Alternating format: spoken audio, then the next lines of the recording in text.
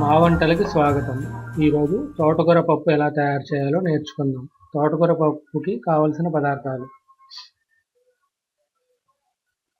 తోటకూర 4 కట్టలు ఇలా చిన్న చిన్న ముక్కలు కట్ చేసుకొని పక్కన పెట్టుకోవాలి.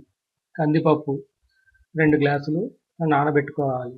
ఉల్లిపాయలు 2, పచ్చిమిర్చి 5, టమాటాలు 2, కారం, పసుపు 1 tea spoon, oil 1 tea spoon, ఉప్పు తగినంత,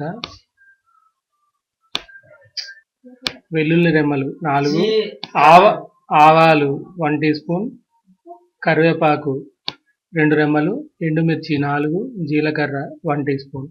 ఎలా తయారు చేయాలో చూద్దాం.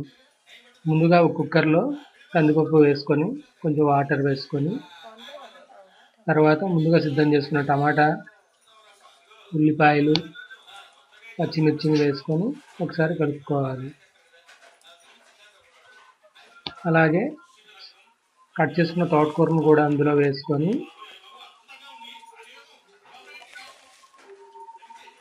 ఒకసారి కలుపుకోవాలి. తరువాత 1 టీ స్పూన్ పసుపు కూడా వేసుకొని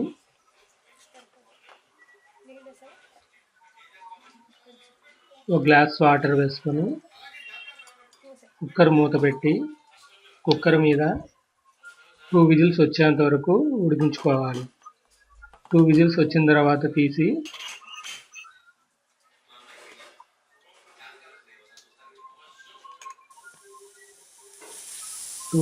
తర్వాత ఓపెన్ చేసి ఇలా ఒకసారి కలుపుకొని ఒక పక్కన పెట్టుకోవాలి. అలాగే 1 టీ స్పూన్ సాల్ట్ కూడా వేసుకొని కలుపుకోవాలి. ఇప్పుడు బాండీలో ఆయిల్ వేసుకొని ఆయిల్ హీట్ అయిన తర్వాత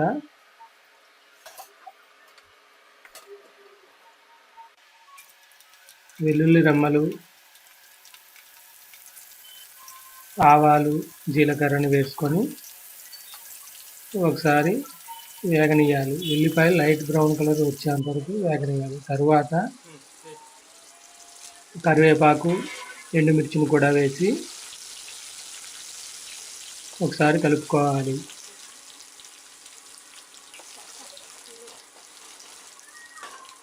కాసేపు అయిన తర్వాత ముందుగా సిద్ధం చేసుకున్న పప్పులో కొంచెం వాటర్ వేసుకొని కలుపుకొని ఈ మిశ్రమాన్ని ఆ తాలింపులో వేసుకోవాలి.